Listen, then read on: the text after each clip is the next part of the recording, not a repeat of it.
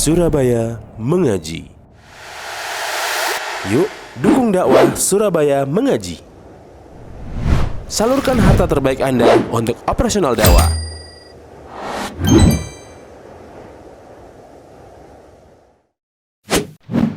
SM Store, amanah dalam muamalah. Bismillahirrahmanirrahim. Assalamualaikum warahmatullahi wabarakatuh. Innal hamdalillah nahmaduhu wa nasta'inuhu wa nastaghfiruh wa na'udzu billahi min syururi anfusina wa sayyiati a'malina. May yahdihillahu fala mudilla lahu wa may yudlilhu fala hadiyalah. Wa asyhadu an la ilaha illallah wahdahu la syarikalah. Ilahul awwalin wal akhirin. Wa asyhadu anna Muhammadan abduhu wa rasuluh. Allahumma salli wa sallim wa barik ala Muhammad wa ala alihi wa ashabihi wa man ihtadaw bihudahu ila yaumiddin, amma ba'd. Allahumma inna nas'aluka khaira ma fi hadhihi al-laila wa khaira ma ba'daha wa na'udzu bika min syarri ma fi hadhihi al-laila wa syarri ma ba'daha.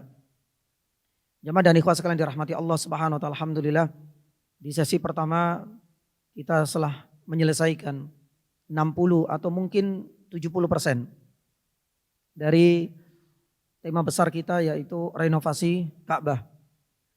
Setelah kita sampaikan riwayatnya, kita masuk ke faedah yang pertama mengenai urgensi dari harta yang halal dan petaka dan bahaya serta dampak negatif dari harta haram. Kemudian kita masuk ke pembahasan yang kedua atau subtopik yang kedua, faedah yang kedua, yaitu tentang siapakah yang membangun Ka'bah pertama kali di atas muka bumi ini. Kemudian yang ketiga kita membahas tentang tahapan demi tahapan, ya, pembangunan Ka'bah. Meskipun ada beberapa tahapan, tapi kita hanya menyebutkan 4 saja karena ada perubahan yang sangat signifikan. Kemudian dari perubahan yang terakhir di masanya Al-Hajjaj ibnu Yusuf inilah ternyata Khalifah Abdul Malik ibnu Marwan itu merasa bukan dikhianati, tapi merasa belum dikasih informasi yang valid. Apa alasan dan sebab mendasar dari Abdullah ibnu Zubair itu sampai kemudian membongkar Ka'bah dan dikembalikan seperti keinginan dan wasiat Nabi Shallallahu Alaihi Wasallam. Ya, tapi kemudian langsung terburu-buru Al-Hajjaj ibnu Yusuf ini membongkar, langsung dikembalikan seperti di zamannya Nabi Shallallahu Alaihi Wasallam. Padahal kita tahu alasan mendasar Abdullah ibnu Az-Zubair itu adalah demi untuk melaksanakan pesan, dan mungkin ini adalah bagian dari wasiat Nabi Shallallahu Alaihi Wasallam dan keinginan yang belum tercapai hingga wafatnya, yakni beliau. Sebagaimana dalam sebuah hadis sahih yang tadi sudah kita sampaikan. Maka tatkala Hajjaj ibnu Yusuf ini menyampaikan informasi yang tidak utuh. Jadi yang disampaikan kepada Abdul Malik ibnu Marwan dari Al-Hajjaj ini bahaya si Abdullah ibnu Zubair ini. Dia sudah dibaiat, dia sudah membongkar Ka'bah. Tapi enggak disebut secara mendetail apa alasannya. Maka seketika itulah Abdul Malik ibnu Marwan itu mengirim Hajjaj ibnu Yusuf. Peperangan tidak terelakkan sebagaimana sudah kita sampaikan dan berakhir dengan kemenangan di tangan Al-Hajjaj ibnu Yusuf. Karena 2 alasan ini dibaiat, berarti kan sudah selesai dengan wafatnya Abdul ibnu Zubair. Tinggal 1. Ya, alasan yang disampaikan kepada Abdul Malik bin Marwan, dia sudah membongkar Ka'bah. Mau tidak mau akhirnya kemudian Hajjaj ketika menang bongkar lagi, dibangun. Baru tak lama setelah Ka'bah itu berdiri sebagaimana ya di zamannya Al-Hajjaj ini, beliau laporan kepada Abdul Malik bin Marwan. Bahasa kita misi telah selesai. Abdullah ibnu Zubair yang dibaiat sudah wafat. Semua penduduk Mekah sekarang berbaiat kepada Anda, Abdullah bin Marwan. Ka'bah yang sudah dibongkar oleh Abdullah bin Zubair didirikan, sudah kita kembalikan lagi bangunannya seperti sedia kala di zamannya Nabi Shallallahu Alaihi Wasallam. Tak lama tersiar kabar bahwa satu keinginan dari Abdullah ibnu Zubair itu adalah demi untuk melaksanakan keinginan Nabi Shallallahu Alaihi Wasallam. Sampai beliau kemudian menyesal. Ya, penyesalan Abdul Malik ibnu Marwan ini diutarakan, seandainya engkau dahulu menyampaikanku, sebelum engkau bongkar itu pasti aku akan melarangmu. Menunjukkan bahwasanya ya, satu, keinginan dari Abdullah ibnu Zubair ini beralasan syar'i. Karena didukung oleh hadis dari riwayat Aisyah radhiyallahu taala anha. Dan yang kedua, menunjukkan bahwasanya beliau bukan termasuk orang yang benci kepada Abdullah ibnu Az-Zubair. Terbukti ketika keinginannya ini benar-benar terwujudkan, yaitu Abdullah ibnu Zubair mengembalikan seperti sedia kala seperti di zamannya Nabi Ibrahim alaihissalam, beliau malah membela. Bahkan seakan-akan menyalahkan Al-Hajjaj ibnu Yusuf. Kenapa engkau tidak menyampaikan informasi secara utuh kepadaku? Seandainya informasinya seperti ini, alasannya seperti itu, yang melatar belakangi Abdullah ibnu Zubair lama nak tuh, pasti aku akan melarangmu. Ya, lah jamaah dirahmati Allah Subhanahu Wa Taala, kepemimpinan dari Abdul Malik bin Marwan selesai. Setelah beberapa lama muncullah kepemimpinan Harun ar-Rasyid, yang kala itu memang semasa dengan Malik ibnu Anas di kota Madinah. Maka suatu hari Harun ar-Rasyid ini meminta izin kepada Malik ibnu Anas yang kala itu dianggap sebagai ketua para ulama yang ada di kota Madinah dan di luar kota Madinah. Meminta fatwa kepada beliau, gimana kalau seandainya Ka'bah ini kita bongkar lagi? Karena kenyataannya satu, yang dilakukan oleh Hajjaj ibnu Yusuf ini ternyata secara tidak langsung beliau kurang disenangi oleh Abdul Malik bin Marwan. Bahkan Abdul Malik bin Marwan kala itu sudah menyesal. Apakah boleh saya rubah kembali? Kita bongkar lagi bangunan di masanya Al-Hajjaj. Ini kita kembalikan sebagaimana wasiat terakhir Nabi SAW seperti Ka'bah pertama kali didirikan oleh Nabi Ibrahim. Malik ibnu Anas rahimahullahu ta'ala kemudian mengatakan kepada Amirul, nasyattuka ya Amirul Mukminin alla taj'al hadal bait lu'batan lil muluk. Sudah cukup wahai Amirul Mukminin, saya meminta dengan sangat kepada jenengan, kepada engkau, jangan sekali-kali engkau jadikan Baitullah ini sebagai permainan bagi para raja dan para khalifah. Bayangkan kalau seandainya yang mengambil keputusan sebagai mufti Malik ibnu Anas kali itu mengatakan bongkar.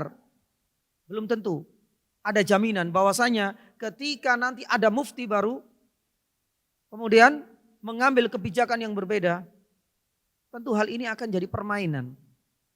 Permainan bagi para pemimpin penguasa selalu dirubah-rubah. Apa yang terjadi?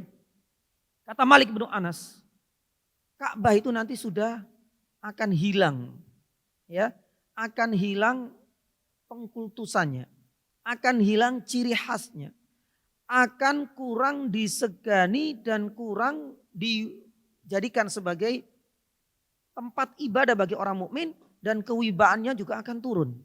Orang sudah tidak akan peduli lagi dengan Ka'bah karena saking seringnya dirubah-rubah. Maka semenjak ini kata Malik ibnu Anas rahimahullahu ta'ala, Allah taj'al hadal bait lu'batan lil muluk. Jangan kau jadikan ini sebagai permainan. Mumpung aji, mumpung jadi penguasa dirubah ini diganti bahaya. Maka oleh karena itu jamaah dirahmati Allah Subhanahu wa taala, alhamdulillah semenjak itu sudah tidak ada lagi perubahan yang sangat signifikan. Dan itu bertahan hingga saat ini. Terus pertanyaannya terakhir sebelum kita nanti ke faedah yang berikutnya. Apakah Ka'bah ini akan hancur? Ya. Yang di akhir zaman nanti kata Nabi SAW Ka'bah ini akan dihancurkan sebelum hari kiamat. Ya. Dan itu adalah sebagai tanda-tanda berakhirnya usia dan umur dunia ini. Jangankan Ka'bah yang akan hancur. Kaum muslimin bahkan Al-Quran pun akan dicabut min qulubil mu'minin. Makanya orang-orang mukmin itu tidak akan tersisa di akhir zaman. Mereka akan dicabut nyawanya melalui rih, semacam hembusan angin yang begitu lembutnya. Tidak ada satupun kaum mukminin pasti akan dilewati oleh angin tersebut sembari mencabut nyawanya. Bahkan Nabi SAW mengatakan sekalipun orang mukmin itu bersembunyi di balik gua dan gunung yang begitu besar pun angin itu akan tetap mendatanginya. Maka tinggallah orang-orang yang buruk, orang-orang kafir. Dalam sebuah ayat disebutkan inna min syirarin nasi man adrakahumus sa'atu wa hum ahya. Di antara orang yang paling jelek, paling buruk itu adalah orang-orang yang langsung melihat dengan mata telanjangnya kejadian akhir zaman ketika alam semesta ini hancur sedangkan mereka masih hidup. Maka dari sinilah para ulama sepakat bahwasanya simbol-simbol Islam termasuk Ka'bah akan hancur sebelum akhir zaman. Termasuk di antara Al-Quran itu akan dicabut dari dada kaum muslimin dan orang-orang muslim tidak akan tersisa. Semuanya akan dimatikan oleh Allah Subhanahu wa ta'ala. Jamaah yang dirahmati Allah Subhanahu wa ta'ala. Adapun faedah yang keberapa sekarang? Yang keempat, kelima? Definisi urgensi siapa? Tahapan yang keempat. Sekarang subtopik dan faedah yang keempat ini jamaah. Berapa usia Nabi SAW ketika peristiwa renovasi Ka'bah? Dan tadi sudah berkali-kali kita sampaikan di sesi pertama bahwa usia Nabi SAW kata para ulama 35 tahun. Berarti 5 tahun mendekati Rasulullah SAW menerima wahyu. Dan nanti ada beberapa hikmahnya. Usia 35 tahun ini disebutkan di dalam sebuah bait syair oleh Syekh Abdul Aziz Al-Lamati, seorang ulama dan pakar sejarah dari Maroko. Dalam sebuah kitab Qurratu al-Absar fi Sirah, beliau menyebutkan, "Tsumma ibnu khamsin wa thalathina," kata beliau. Hadaran bina'a baitillah idbanal hajara, kata beliau. Kemudian biyadihi al-karimatuz zakiyah. Sampai fil akhir wa shalla alaihi khaliqul bariyah. Di dalam dua bait syair ini Syekh Abdul Aziz Al-Lamati dari Maroko dalam kitabnya Qurratul Absar fi Sirah menyebutkan bahwasanya usia Nabi sallallahu alaihi wasallam kala itu adalah 35 tahun. Ketika ikut serta di dalam membangun Ka'bah. Kemudian dari situlah beliau bisa merasa tenang untuk sholat dan beliau adalah khaliqul bariyah. Wa shalla alaihi khaliqul bariyah. Nah, ini adalah pendapat yang paling kuat. Memang ada sebagian ulama yang mengatakan usia Nabi SAW kala itu masih tergolong muda. Bahkan lebih muda daripada 35 tahun. Tapi beberapa ulama mengatakan 35 tahun itu adalah pendapat yang lebih mendekati kebenaran karena mendekati usia-usia matangnya seseorang. Yaitu usia berapa? 40 tahun.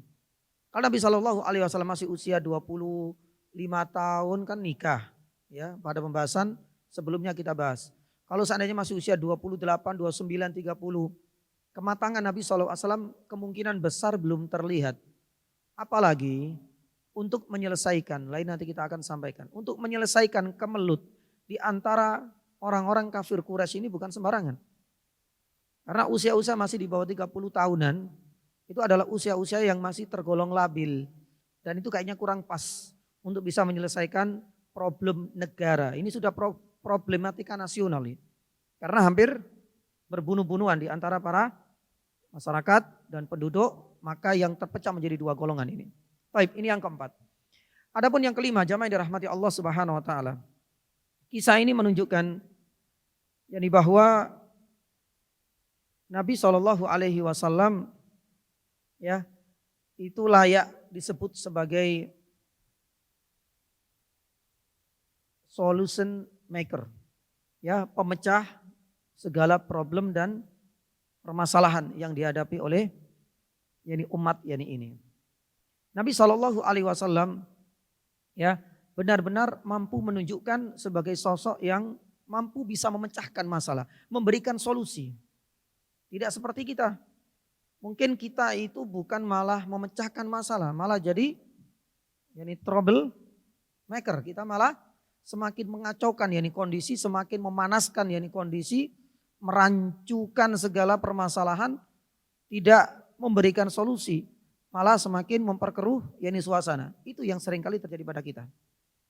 Tapi dalam hal ini jamaah yang dirahmati Allah Subhanahu wa taala, Nabi SAW ketika muncul sebagai solution maker, inilah seharusnya menjadi watak, karakter dan sifat bagi setiap dai. Maka oleh karena itu kita bisa melihat yang dihadapi Nabi SAW itu bukan permasalahan kecil. Maaf, kalau bahasa kita bukan permasalahan untuk tingkat RT RW. Ini sudah masalah skala nasional. Ya, karena Ka'bah ini kan dijadikan sebagai maskot dan semua kumpul di situ. Ketika ingin mengembalikan kembali Hajar Aswad, mereka pecah. Tensinya tinggi. 4-5 hari nggak berakhir. Nggak ada kata yang sepakat. Giliran kemudian Abu Umayyah ibnu Al-Mughirah mengatakan bahwasanya siapapun ya falyaj'al fima takhtalifuna fi awwalu may yadkhulu min hadzal bab yani masjid dari bab yani Abi Syaibah yakdi bainakum fi. Maka datanglah Nabi SAW, radina atana al-amin radina anhu. Kalau memang yang datang itu adalah al-amin, maka kami semua yakni sepakat, kami semua legowo, kami semua ridho dengan kebijakan dan keputusan yang diambil oleh Yani Muhammad. Kenapa Yani sampai di sisi itu? Dikatakan Nabi SAW ini adalah manusia yang cerdas dan mampu bisa memecahkan Yani masalah. Para ulama mencoba untuk menggali lagi dari sisi lain. Seandainya kita ini berposisi seperti Nabi SAW ditunjuk untuk mengembalikan Hajar Aswad, kemungkinan selesai masalah Hajar Aswad diambil langsung ditaruh, masalah selesai. Tapi bagaimana seorang dai Nabi SAW masih memperhatikan, Nabi SAW masih menaruh hormat kepada senior-senior mereka. Nabi SAW masih benar-benar melihat bagaimana tensinya ini tinggi, hampir berbunuh-bunuhan. Dalam bahasa lain Rasul SAW tidak memikirkan dirinya sendiri. Meskipun beliau sudah ditunjuk. Nabi SAW tidak menunjukkan egoismenya beliau. Ketika sudah ditunjuk tinggal dimasukkan kan selesai masalah Ustaz. Enggak. Nabi SAW seorang visioner. Tahu betul bisa jadi masalah ini akan terselesaikan. Tapi benih-benih permusuhan belum tentu bisa selesai. Maka di sini Nabi SAW menggandeng semuanya. Marilah kita kumpul bareng. Setiap kabilah kirim yani satu-satu. Semua suku mengirim satu utusannya. Kita gotong bareng, Nabi SAW yang kemudian meletakkan. Subhanallah. Tidak terjadi dalam sejarah. Pasca dikembalikannya lagi, Hajar Aswad ini adanya permusuhan, pertikaian. Seakan-akan ya semua benih-benih pertikaian permusuhan ini benar-benar pupus dengan solusi yang ditawarkan oleh Nabi SAW. Jadi subhanallah. Nah, inilah yang seharusnya menjadi sikap, menjadi karakter, menjadi sifat juga bagi seorang yani dai. Karena dai tidak hanya memikirkan bagaimana saya menyampaikan apa yang saya pelajari, nanti inilah yang akan dimintai pertanggungjawaban, tugas selesai checklist. Tapi bagaimana seorang yani dai itu juga memikirkan bagaimana kondisi sosial masyarakatnya, bagaimana kondisi yani misalnya perasaan, bagaimana kondisi sosiokultural masyarakatnya. Ini yang kemudian Nabi SAW memang layak mendapatkan gelar Al-Amin karena luwesnya Nabi SAW dan bukan menunjukkan karakter orang yang tertutup. Maka oleh karena itu jamaah yang dirahmati Allah Subhanahu wa taala, berkaitan yani dengan faedah inilah para ulama seringkali mengaitkan dengan pengakuan-pengakuan dari orang-orang non-muslim. Dan pernah kita sampaikan sebagiannya. Ini memang menunjukkan kecerdasan Nabi SAW. Menunjukkan kecerdikan Nabi SAW. Menunjukkan visionernya Nabi SAW. Dan menunjukkan ketidakegoisme Nabi SAW. Maka di dalam sebuah kitab, buku Ensiklopedia Oxford yang ditulis oleh John L. Esposito, beliau mengatakan bahwasanya Muhammad ini membawa peradaban baru yang sebelumnya tidak pernah ada. Bahkan kita tahu bagaimana karakter masyarakat jahiliyah seperti itu. Dianggap sebagai masyarakat yang tidak beradab, yang amoral. Tapi Muhammad ini muncul sebagai sosok yang benar-benar menjunjung tinggi nilai-nilai peradaban. Dan mulai dari beliau lah peradaban itu benar-benar dirasakan di daerah gurun yang kita tahu. Ya, karakter mereka itu adalah orang-orang yang suka berperang. Orang-orang yang sudah tidak mengenal lagi yang namanya peradaban. Tapi bagaimana mungkin Muhammad muncul membangun negeri peradaban mulai dari kota Madinah yang itu bisa dilihat dari karakter baiknya semenjak beliau tinggal di kota Makkah, subhanallah. Itu diakui oleh John L. Esposito dalam Ensiklopedia, yakni Oxford. Pun demikian dengan orang-orang yang lain. Misalnya, ya seorang orientalis, yakni William Montgomery Ward. Ini adalah seorang orientalis murni ya. Bahkan kritikannya tajam banget terhadap syariat Islam, termasuk kepada Al-Quran dan sosok Nabi SAW. Tapi giliran dia diminta untuk memberikan secara umum bagaimana sih respon Anda terhadap karakter Muhammad ini. Beliau mengatakan bahwasanya Muhammad ini adalah manusia yang punya integritas tinggi. Jiwa kepemimpinannya itu terlihat. Jadi subhanallah. Ya meskipun beliau itu benci sekali dengan Al-Quran, tapi ketika diminta respon secara umum bagaimana Muhammad, dia mengatakan bahwasanya integrasinya tinggi. Dia mampu menjadi leadership yang baik untuk para sahabatnya. Jadi sama juga dengan dulu kita sampaikan ada Michael Hanahan, seorang direktur civil inisiatif di Amerika. Ya, dia punya LSM, namanya Civil Initiative. Ketika beliau mengeluarkan sebuah statement, Muhammad is political genius. Ini kan gempar. Bagaimana mungkin? Ya, orang non Muslim memuji Nabi SAW, apalagi nama Muhammad di daerah Barat. Di daerah Barat itu bukan Barat Indonesia, artinya di Barat sana Eropa. Itu menjadi nama dan momok yang sangat menakutkan. Terkesan buruknya lah. Radikal, ekstrim dan lain sebagainya. Itu sudah wajar. Tapi bagaimana seorang Michael Hanan mengatakan Muhammad is political genius, menunjukkan pujiannya dia kepada Muhammad. Beliau tidak bisa mengingkari dan membohongi fakta-fakta yang ada ketika beliau membaca. Satu kata dia, Muhammad ini adalah seseorang yang terkenal dengan kejeniusannya katanya.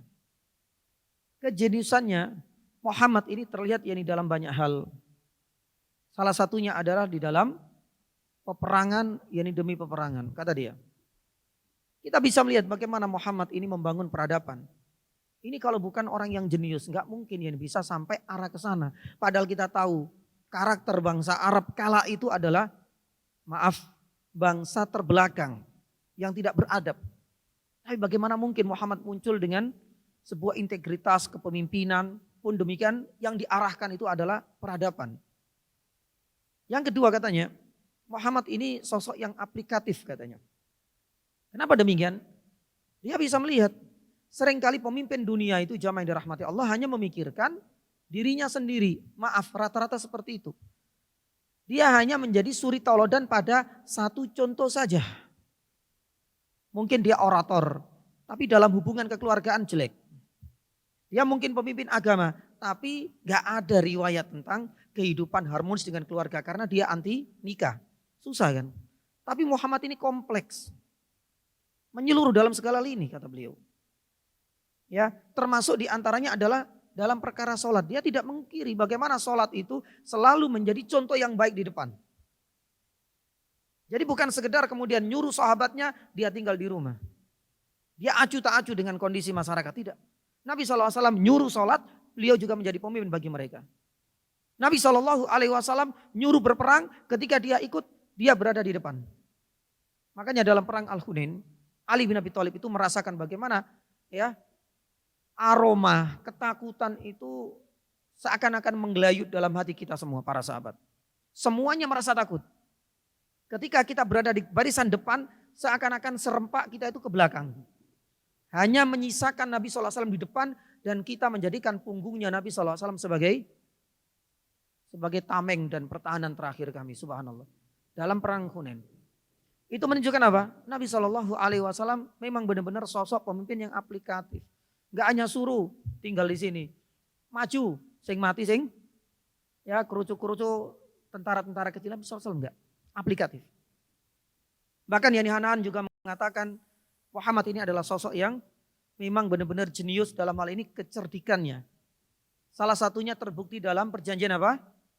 Hudaybiyah. Itu diakui oleh dia. Lawang yang namanya Muhammad, yang namanya Umar bin Khattab ini saja nggak bisa menerima. Ini nggak masuk akal. Anda ini nabi nopo mboten sih gitu. Kalau bahasa kasarnya saat ini. Bagaimana mungkin? Maka sudah di depan, engkau sudah berjanji kita akan mendatangi. Orang-orang kafir ini kita pites itu sudah selesai. Jumlah kita insya Allah banyak. Terus kita menerima klausul kontrak, butir-butir perjanjian seperti ini, kita harus balik, kita nggak boleh di sini, ada 10 tahun balik peperangan. Subhanallah, jenengan terima seperti ini ya Rasulullah.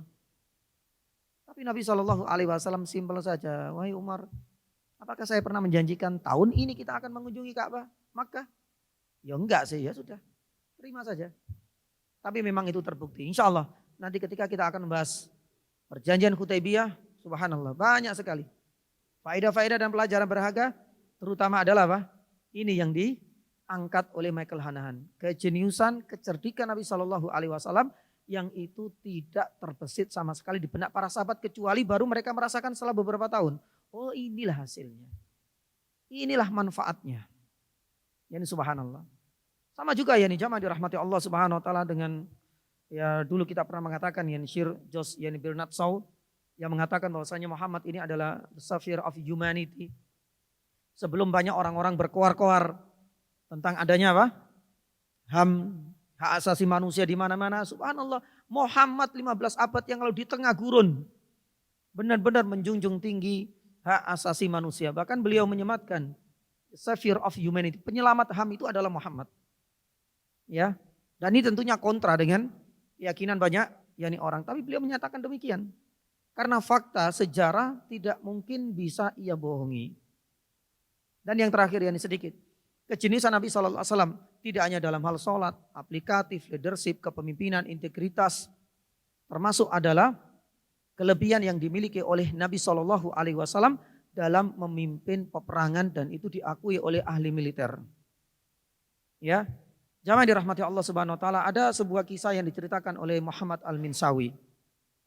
Muhammad Al-Minshawi ini adalah jurnalis dalam bidang militer. Beliau sering menulis artikel-artikel dalam bidang militernya di majalah Al-Ahram, Al-Ahram di Mesir. Suatu ketika beliau diberikan kesempatan untuk bisa berkunjung ke Amerika. Tentu ya, temanya masih sama tentang dunia militer karena ini memang spesifikasinya dia. Dia seorang jurnalis. Subhanallah, ternyata di sana di Amerika matanya tertuju pada sebuah buku yang berjudul ya Military History Quarterly yang dikarang oleh Richard yani Gabriel. Ada apa dengan Richard Gabriel ini? Beliau adalah seorang pakar ahli militer Amerika, melalang buana dalam Badan Intelijen Amerika Serikat, karyanya sangat banyak sekitar 40 buku. Dan ini memang jadi idolanya Muhammad Al-Minshawi. Ketika tulisan di dalam buku itu berjudul Military History Quarterly, siapa sangka? Buku diambil, dibaca subhanallah. Kisah tentang Nabi SAW dicantumkan oleh Richard Gabriel dalam kitab itu. Dia sebutkan banyak sekali kelebihan-kelebihan Nabi SAW dalam bidang militernya. Sampai Richard Gabriel itu mengatakan, ya kalau bukan karena kejeniusan dalam bidang militer yang Allah Subhanahu wa taala berikan tentunya kepada Nabi SAW, ya ini pasti. Ya, Islam itu akan mati katanya dia. Islam itu enggak akan yang bisa tumbuh kembang lagi. Ya, jadi Nabi SAW itu memang benar-benar meletakkan yang di dasar-dasar. Dasar agama oke. Dasar sosial masyarakat adab ya. Termasuk diantaranya adalah dasar-dasar dalam ilmu militer. Yang kedua, kata Richard yani Gabriel ini, kalau seandainya bukan karena kecerdikan Muhammad SAW, yang namanya Bizantium, kerajaan Persia, ya itu tak akan bisa mampu dikalahkan oleh manusia-manusia gurun kala itu. Yani subhanallah. Bahkan dia percaya yang ketiga, tapi ini banyak yang kurang dan banyak juga yang tidak mengakuinya. Apa? Richard Gabriel meyakini bahwasanya konsep peperangan kata dia, karena bidangnya militer ya. Konsep peperangan, militerisasi dan semuanya itu sebenarnya sekarang ini yang banyak diadopsi oleh militer-militer di negara barat. Itu yang mengatakan dia. Maka oleh karena itu jamaah yang dirahmati Allah, untuk membahas pengakuan tentang kelebihan yang diberikan Allah kepada Nabi SAW ini seperti lautan yang tak bertepi. Banyak sekali sebenarnya. Tapi saya seringkali menyebutkan nama-nama non-muslim ini bukan berarti saya bangga dengan mereka. Tapi ini sebagai penguat bahwa apa yang kita baca di dalam sirah Nabi yang dikatakan oleh para ulama itu memang sejalan dengan apa yang mereka akui. Dalam hati kecil mereka selama Allah Subhanahu wa taala itu masih membawa mereka kepada fitrah salimah, mereka tak akan membohongi diri mereka. Bahwa Nabi Shallallahu Alaihi Wasallam adalah sosok yang sangat sempurna. Dan sudah pernah kita sampaikan kelebihan dan keistimewaan Nabi Shallallahu Alaihi Wasallam pada pertemuan pertama atau pertemuan kedua. Baik, kita cukup sampai di sini. Ini adalah faedah yang keempat. Atau yang kelima ini. Yang kelima ya. Adapun yang faedah yang berikutnya, jamaah yang dirahmati Allah Subhanahu wa taala. Para ulama menyebutkan bahwasanya keluhuran akhlak ya, itu adalah modal utama bagi seorang dai. Keluhuran akhlak itu adalah modal utama bagi seorang dai. Makanya Rasulullah Shallallahu Alaihi Wasallam ya di sini bukan tipikal ketika di kota Makkah ya, bukan tipikal orang yang kurusa-kurusu, serudak-seruduk kesana kemari, tidak. Tapi Nabi Shallallahu Alaihi Wasallam orangnya luas, selalu menampilkan keluhuran akhlak. Maka para ulama sepakat, Al-Amin itu bukan gelar sembarangan. Yang kedua, Al-Amin itu bukan karena faktor kasihan, karena Muhammad itu dulu anak yatim, bukan ya nih jemaah. Al-Amin itu adalah gelar dari proses panjang Nabi Shallallahu Alaihi Wasallam. Apa itu? Beliau selalu bermuamalah dengan baik dengan masyarakatnya. Maka di sini para ulama itu sepakat seorang dai itu harus benar-benar luas dalam berdakwah. Jangan terlalu menutup diri. Karena nggak mungkin Nabi Shallallahu Alaihi Wasallam itu menutup diri tiap hari cuma keluar sebentar di rumah. Tiba-tiba para penduduk Makkah memberikan Muhammad Al-Amin. Bagaimana mungkin kemudian gelar Al-Amin itu bisa menempel kalau dia nggak pernah bermuamalah. Makanya para ulama mengatakan bahwasanya Nabi SAW itu luas. Tapi tetap menjaga prinsip-prinsip dasar akidah. Menjaga prinsip-prinsip dasar ibadah. Masalah akidah, lakum dinukum waliyad, nggak bisa. Masalah ibadah, kita nggak bisa bercampur-campur aduk antara satu dengan yang lain.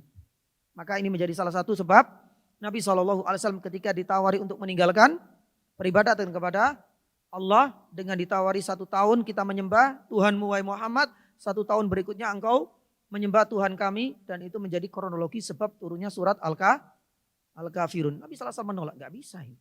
Ini sudah masalah prinsip. Toleransi oke, tapi di luar hal ini. Di luar akidah dan di luar ibadah. Tapi di luar itu subhanallah Nabi SAW tetap bermuamalah dengan baik. Sekafir-kafirnya mereka tetap disapa. Sekafir-kafirnya mereka Nabi SAW masih menunjukkan sifat luhurnya akhlak dan perilaku beliau. Makanya Allah Subhanahu wa taala subhanallah ya memberikan pujian setinggi langit, wa innaka la'ala khuluqin azim. Ya, kalau kita bahas dari sisi tafsirnya luar biasa. Ini seakan-akan menjadi stempel yang tidak akan bisa lepas dari Nabi sallallahu alaihi wasallam. Innaka, inna sebagai bentuk penguat, la'ala lam taukid. Subhanallah, la'ala khuluqin azim. Sudahlah, enggak ada manusia yang paling akhlaknya luhur kecuali Nabi sallallahu alaihi wasallam di atas muka bumi ini. Maka oleh karena itu jamaah yang dirahmati Allah Subhanahu wa taala, keluhuran akhlak inilah yang pernah disampaikan oleh Syekh Saleh Ibn Abdul Aziz Al-Syekh. Beliau mengatakan bahwasanya seorang dai, dan kita semua dai lah ya. Seorang dai itu jangan dikesankan satu orang yang sudah banyak ilmunya, orang yang lulusan pondok, orang yang sudah hafal ratusan hadis dan ratusan ayat Al-Qur'an, tidak. Kita semua adalah dakwah. Kita semua adalah juru dakwah ini. Mungkin hanya saja sekupnya yang berbeda-beda. Satu contoh, kita kepala keluarga, berarti kita adalah seorang dai di dalam keluarga kita. Gak mungkin kemudian perkara-perkara ma'ruf tidak kita perintahkan kepada anak dan istri kita. Sedangkan kemungkaran yang ada di rumah kita kemudian kita abaikan dan kita biarkan, gak mungkin. Anak kita minum-minum khamr di rumah. Saya gak bisa Ustadz menyampaikan, mengingkari kemungkaran. Ini tugasnya juru dakwah Ustadz. Saya gak hafal di surat apa, ayat yang keberapa tentang haramnya khamr. Gak usah seperti itu. Kalau kita tahu itu adalah kemungkaran, ingkari segera. Karena kita punya tanggung jawab besar, ku anfusakum wa ahlikum nar, dan kita yakin itu adalah kemungkaran khamr. Itu satu contoh. Istri juga. Ketika istri masih suka menerima tamu lelaki dan lain sebagainya. Oh ini tugasnya, kalau salah tugasnya Ustadz. Saya enggak hafal hadisnya Ustadz. Enggak ada ceritanya seperti itu. Maka kita semua adalah dai jamaah. Maka dai inilah kata Syekh Saleh Ibn Abdul Aziz Al-Syekh mengatakan, modal utama bagi seorang dai itu adalah keluhuran akhlak, kesolehan dan ketakwaan mereka. Inilah sebenarnya modal utama bagi seorang dai. Bukan hanya sekedar maaf, narasi-narasinya yang bagus. Ini juga bagus, tapi ini bukan modal utama. Bukan hanya karena dia itu banyak cerita. Ini bagus, tapi ini bukan modal utama. Bukan hanya karena faktor pengikut dan followernya banyak. Ini juga bagus, memberikan efek dakwah. Tapi ini bukan modal utama. Karena modal utama itu adalah keluhuran akhlak. Maka tatkala orang itu bisa menghiasi dirinya dengan akhlak yang mulia. Tidak hanya di keluarganya, tidak hanya di masyarakatnya, dimanapun berada. Sekalipun itu di balik jeruji penjara. Kita bisa belajar dari kisahnya Nabi siapa? Nabi Yusuf alaihissalam. Dalam surat Yusuf ayat 36. Allah subhanahu wa ta'ala firman, wa dakhala ma'u sijna fatayan. Ini adalah kisah awal ketika Nabi Yusuf itu lebih ingin menyelamatkan din, agamanya, kesolehannya. Berada di balik jeruji penjara. Apakah hanya kemudian mengasingkan diri selesai masalah? Tidak. Ayat berikutnya 36, 37, 38 dan seterusnya menunjukkan bahwasanya peran seorang dai itu enggak akan berhenti sekalipun berada di balik jeruji penjara. Contoh yang lain adalah Nabi Syekhul Islam Ibnu Taimiyah. Berkali-kali beliau dimasukkan ke dalam penjara. Tapi bukan berarti kemudian penjara itu adalah tempat pengasihan semata. Dakwah berhenti. Dan menjadi alasan kita tidak berdakwah. Tidak, bahkan tidak itulah. Syekhul Islam Ibnu Taimiyah tetap berdakwah. Maka keluhuran akhlak inilah yang jamaah yang dirahmati Allah Subhanahu wa taala, ya, semoga menjadi akhlak dan karakter kita. Karena seringkali saat ini orang itu akan melihat, menyorot, mengamati dari akhlak kita. Akhlak terutama adalah kejujuran. Antara omongan yang kita sampaikan relevan enggak dengan praktek nyata. Antara janji-janji yang kita ucapkan dengan fakta yang ada di lapangan. Itu yang selalu diamati oleh para manusia di sekitar kita. Mungkin kita tidak menyadari. Tapi Rasulullah Shallallahu Alaihi Wasallam subhanallah bertahun-tahun lamanya benar-benar mampu untuk menghiasi bahasa kita anti mainstream. Di saat hidup dalam masyarakat yang tidak beradab, Nabi SAW tetap menjaga prinsip-prinsip adab dan akhlak yang mulia. Yang akhirnya kemudian gelar Al-Amin disandang oleh beliau. Dan ini bukan satu gelar karena faktor kasihan sebagaimana kita sampaikan, enggak. Tapi karena faktor keluhusan Nabi SAW tidak terlalu tertutup, tapi tetap menjaga prinsip-prinsip akidah dan ibadahnya. Kemudian jamaah yang dirahmati Allah Subhanahu wa taala, para ulama juga menyebutkan bahwa ini faedah yang keberapa ini? Faedah yang 6 anggap saja yang ke-6. Faedah yang ke-6 ini jamaah yang dirahmati Allah, peristiwa pembangunan renovasi Ka'bah inilah menjadi indikator dan bukti dekatnya Nabi Shallallahu Alaihi Wasallam dengan turunnya wahyu. Nah, ini dikaitkan oleh seorang pakar ahli sejarah, Muhammad Abu Syuhbah, dalam kitabnya As-Sirah An-Nabawiyah. Di dalam kitab As-Sirah An-Nabawiyah, Muhammad Abu Syuhbah mengatakan, nama Nabi Shallallahu Alaihi Wasallam ini pasca kejadian renovasi Ka'bah semakin viral. Bahasa kita mungkin beritanya jadi trending topik di mana-mana.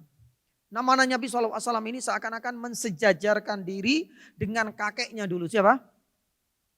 Abdul Muthalib. Jadi Abdul Muthalib ini kan namanya mumbung tinggi. Dikenang oleh seluruh penjuru Jazirah Arab gara-gara peristiwa apa? Pasukan bergajah. Nah, dalam renovasi Ka'bah ini namanya Nabi SAW juga dikenang, menjadi viral. Banyak orang membicarakan Nabi SAW.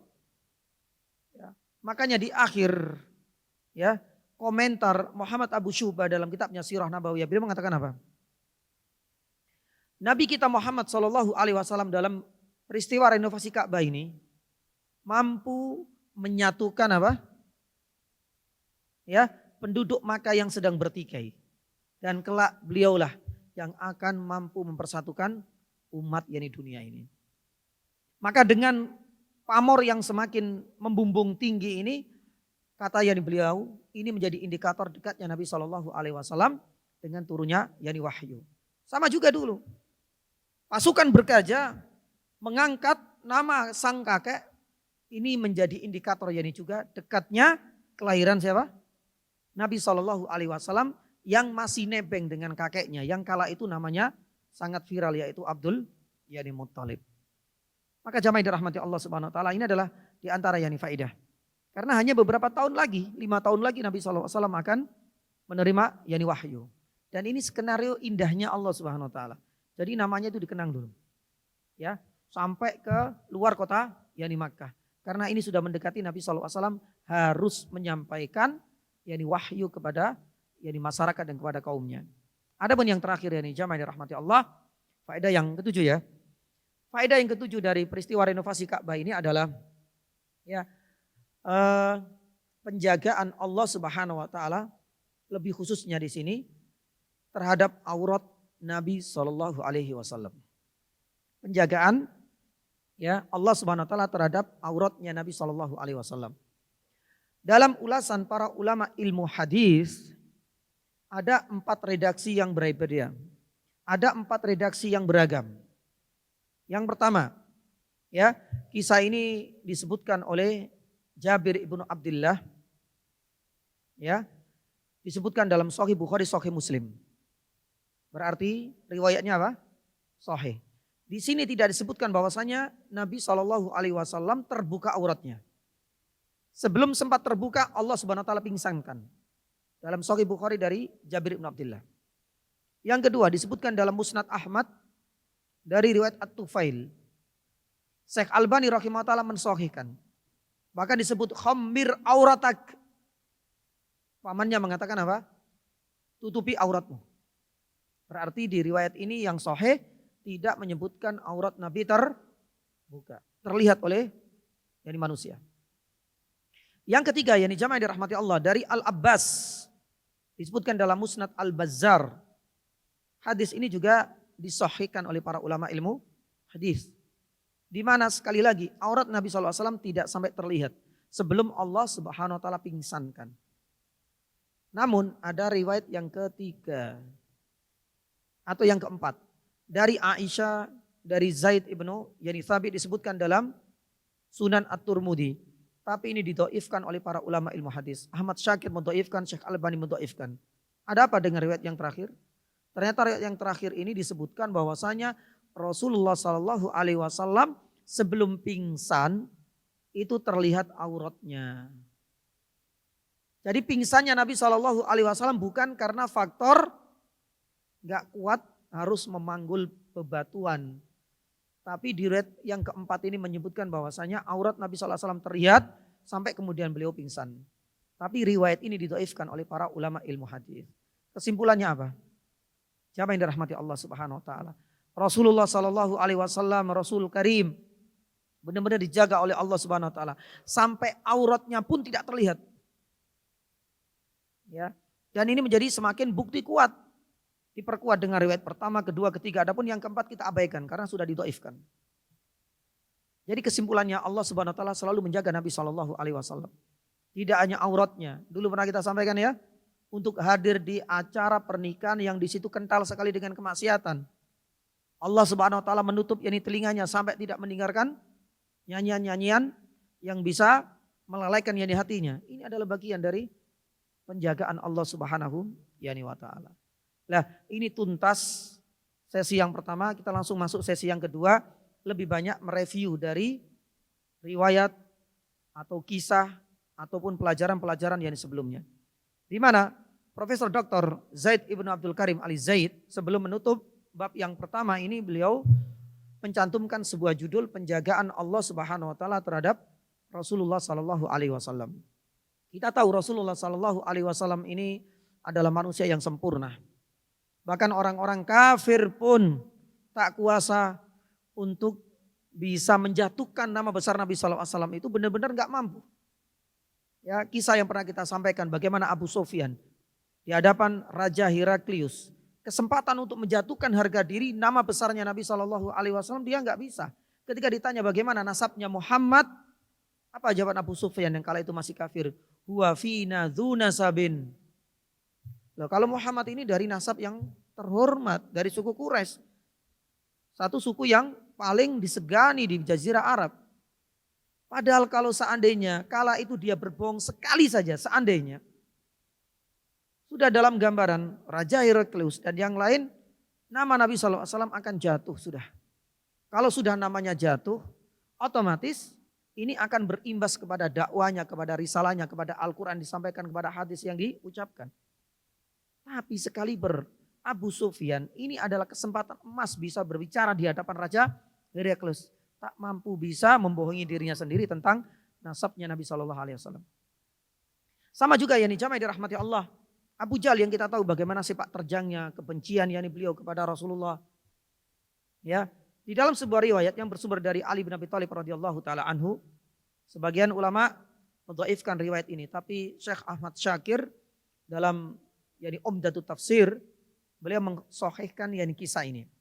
Kenapa di kitab tafsir? Karena ada kejadian dan ada peristiwa yang memang kaitannya erat sekali dengan turunnya surat Al-An'am ayat 33. Jadi kisah ini bermula ketika Ali bin Abi Thalib menceritakan Rasulullah SAW ketemu dengan Abu Jahal. Dan Abu Jahal mengatakan, fa inna la nukadzibuka ya Muhammad, walakin nukadzibu ma ji'ta bihi. Wahai Muhammad, kita nggak mungkin bisa membohongi dirimu, nggak bisa. Engkau adalah Al-Amin, itu gelar terhormat. Akhlakmu pun bagus. Engkau pun gak pernah berbohong sedikit pun. Engkau selalu menjaga amanah orang lain. Makanya ini kata-kata yang keluar dari lisannya Abu Jahal. Innala nukadzibuk. Kita gak bisa membohongimu. Terus yang kita bohongi apa? Yang kita dustakan itu adalah majik tabihi. Merujuk kepada risalah dan wahyu. Itu yang kita bohongi, itu yang kita dustakan. Kita gak mau itu. Tapi kalau sosok kamu ini kita gak bisa. Sudah. Kamu adalah manusia yang super bahasanya. Kamu adalah manusia yang tiada bandingannya di kota Makkah ini. Maka dari penuturan Abu Jahal inilah turunnya surat Al-An'am ayat 33. Fa innahum la yukadzibunaka walakin bi ayatillahi yajhadun. Sebenarnya orang-orang kafir itu tidak mendustakan sosokmu wahai Muhammad. Kepribadianmu itu enggak. Hanya saja mereka itu ingkar, tidak mau menerima terhadap ayat-ayat Allah dan wahyu Allah yang kau sampaikan, cuma itu saja. Allahu yani ta'ala alam. Nah di sini jemaah yang dirahmati Allah, kita akan mereview sedikit ya dari bentuk-bentuk penjagaan Allah Subhanahu wa taala. Ya ini mengulas dari awal bab yang sampai saat ini. Yang pertama di antara yang dijaga oleh Allah Subhanahu wa taala dari Nabi sallallahu alaihi wasallam itu adalah nama Muhammad itu sendiri. Ya, dulu kita sampaikan ya, Nabi Muhammad SAW memiliki banyak nama. Bahkan ketika pertama kali nama Muhammad itu disematkan oleh Abdul Muthalib, ini menurut pendapat yang sahih, untuk cucunya yaitu Rasulullah SAW, itu ternyata baru terjadi kejanggalan-kejanggalan pada tahun-tahun berikutnya. Ya, padahal nama Muhammad ini sudah dipakai oleh orang-orang yang lain. Sebagaimana Imam As-Suhaili rahimahullah dalam kitabnya Ar-Radu Al-Unuf, itu menyebutkan nama Muhammad sudah dipakai 7 orang. Sebelum Rasul SAW. Ada Muhammad ibnu Uhayhah. Ini masih saudara dari Abdul Muthalib. Pakai Muhammad ini juga. Ya, demikian dengan Muhammad ibnu Bakri. Ada Muhammad ibnu Maslamah Al-Ansari. Ada Muhammad ibnu Sufyan ibnu Majasyi. Dan ini masih keturunannya dengan seorang penyair Arab. Yang Farasdak. Itu ada sekitar 7. Semuanya mati kafir. Kecuali Muhammad ibnu Maslamah Al-Ansari yang masih hidup dan masih menjumpai Nabi SAW dan masuk Islam. Baik, apa kaitannya kita menyebutkan nama ini? Coba kita review kembali. Kita flashback ini lagi. Di usia Nabi SAW 12 tahun, ada kisah di mana Rasulullah SAW menemani pamannya kemana? Negeri Syam. Yang janggal di sini, seorang pendeta keluar dari sarangnya. Dan itu tidak terjadi sebelumnya kan? Padahal kita tahu, Nabi SAW di usia 12 tahun bernama Muhammad. Dan sebelumnya banyak nama Muhammad yang bolak-balik dari Mekah ke Syam. Si pendeta Bukhairah ini, Bakhira, sebagian sudah kita ulas dahulu. Itu enggak pernah. Tetap berada di sarangnya. Enggak ada kejanggalan. Padahal namanya Muhammad juga. Lah apa kesimpulannya? Inilah bukti yang dijamaah dirahmati Allah. Allah Subhanahu wa taala menjaga nama Muhammad ini. Jadi tahu mana Muhammad yang KW dan mana yang original. Meskipun sudah banyak Muhammad yang datang ke Syam, nggak ada. Militer-militer dari kerajaan Romawi pun nggak mencari. Karena mereka tahu bahwasanya Muhammad dengan yang asli ini datang di tahun sekian, akan datang di sini, dan itulah kemudian di tahun atau di usia 12 tahun ketika Rasulullah SAW menemani Abdul Muthalib, kejanggalan-kejanggalan benar-benar nyata. Pun demikian, sebagaimana kita sampaikan jamaah yang dirahmati Allah, William Watt, ini kan termasuk di antara orang yang selalu mengalihkan nama Muhammad ini bukan nama asli Nabi SAW, dan dulu pernah kita sampaikan. Beliau mengutip sebuah riwayat yang sudah diyakini kepalsuannya oleh pakar ahli hadis seluruhnya. Bahwa nama Nabi kita itu bukan Muhammad tapi Kusam. Ada di dalam kitab Al-Kamil karangan Ibnu Addi. Tapi para ulama ilmu hadis mengatakan hadis ini palsu. Tapi bagi William Watt misalnya salah satunya, tidak peduli, yang penting ada riwayat itu dicantumkan dalam kitabnya kaum muslim, dicomot, disebarkan. Ya, ternyata ada udang di balik batu.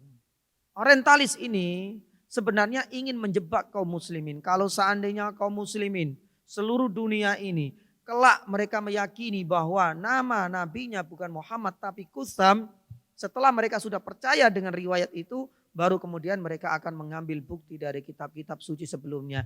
Ini loh kitab dalam kitab Injil, kitab Taurat, tanda-tanda Nabi akhir zaman itu bernama Muhammad bukan Kusam, berarti nabimu nabi palsu. Itu ternyata mereka sudah menyiapkan jebakan. Tapi wa makaru wa makarallah. Para ulama Islam sudah menjelaskan akalnya, riwayatnya abaikan. Apalagi bersumber dari orang ini gak jelas. Orang non muslim, orientalis, benci. Dan alhamdulillah jualannya tidak laku hingga saat ini, kita pun gak pernah mendengarkan. Baik, ini adalah yang pertama jamaah. Yang kedua, nama Nabi SAW selain dijaga, yang kedua adalah Nabi SAW selalu dijaga oleh Allah Subhanahu Wa Taala dalam wujud apa? Keyatimannya.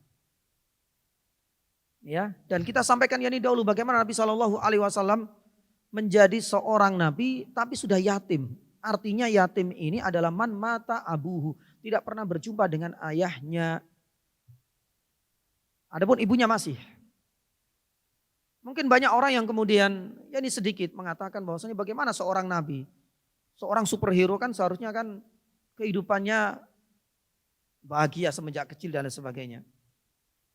Tapi bagaimana Muhammad ini nabimu, nabi akhir zaman, dianggap sebagai manusia terbaik di atas muka bumi ini, kok nggak pernah bertemu dengan ayahnya?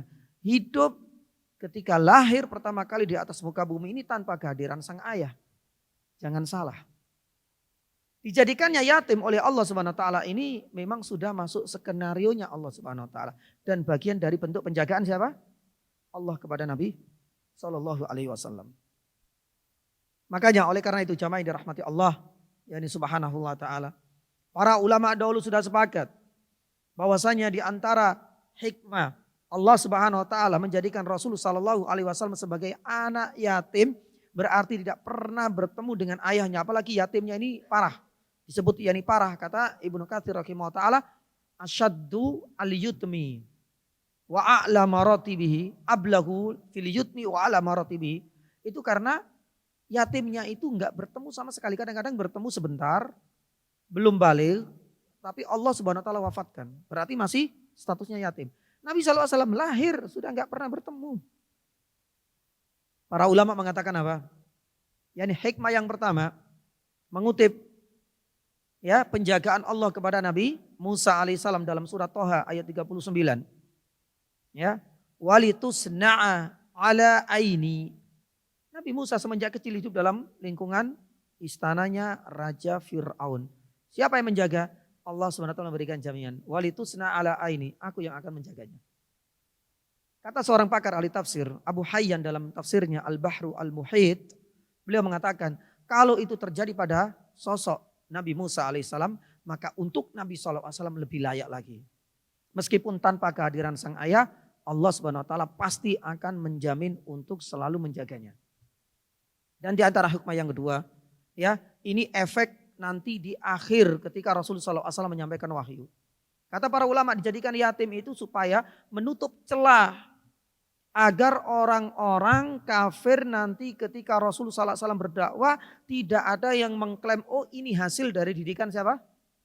Ayahnya dulu. Subhanallah, sampai segitu skenarionya Allah Subhanahu wa taala.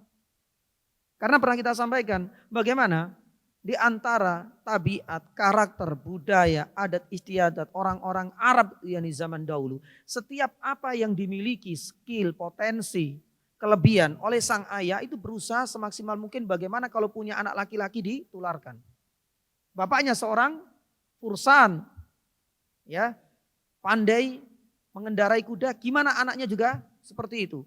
Bapaknya seorang tajir, pedagang, bisnismen, bagaimana anaknya juga nanti mewariskan keuletan dan skill yang dimiliki oleh ayahnya. Nah ini sudah di-cut oleh Allah Subhanahu wa taala. Gak pernah bertemu dengan ayahnya. Makanya kita tidak jumpai di dalam Al-Qur'anul Karim, ya, ketika Rasul sallallahu alaihi wasallam menyampaikan wahyu kemudian disebut-sebut atau dibawa-bawa nama siapa? Yani ayahnya. Ya. Beda dengan yang lain. Kadang-kadang yang lain itu disebut dengan nama ayahnya. Oh pantas. Ya ayahnya seperti ini, anaknya seperti ini. Ya karena ini adalah representasi, cerminan yani dari sang ayah. Nabi SAW nggak pernah ketemu, subhanallah. Dikat, inilah hikmahnya. Ini yang kedua.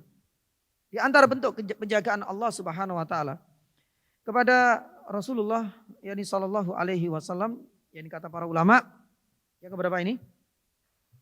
Yang ketiga ya. Yang ketiga, Nabi sallallahu alaihi wasallam dijaga dari kekufuran dan kesyirikan. Ya, terutama Nabi Shallallahu Alaihi Wasallam dijaga dari kesyirikan. Kita tahu, yakni bahwasanya Rasulullah Shallallahu Alaihi Wasallam ketika usia 4 tahun kan dibelah dadanya, dikeluarkan noda-noda, ya, noda-noda dosa, noda-noda kekufuran yakni dari hatinya. Ini adalah bukti Nabi Shallallahu Alaihi Wasallam dijaga. Itu sudah dimulai semenjak usia 4 tahun. Ketika Rasulullah Shallallahu Alaihi Wasallam ikut serta dalam mengembalikan kambingnya ibu susunya, yaitu siapa? Halimah yani As-Sa'diyah. Pun demikian Allah Subhanahu Wa Taala menjaga Nabi Shallallahu Alaihi Wasallam dalam penyembahan kepada berhala, padahal berhala itu sudah menjadi ya fenomena yang setiap hari bisa disaksikan sendiri oleh Nabi di kota Makkah. Tapi dalam sebuah riwayat, dalam Bidayah wa Nihayah Ibnu Katsir rahimahullah taala menyebutkan riwayat ini dan riwayat ini sahih. Ya. Ketika Rasul sallallahu alaihi wasallam ini ditemani oleh Zaid ibnu Harithah.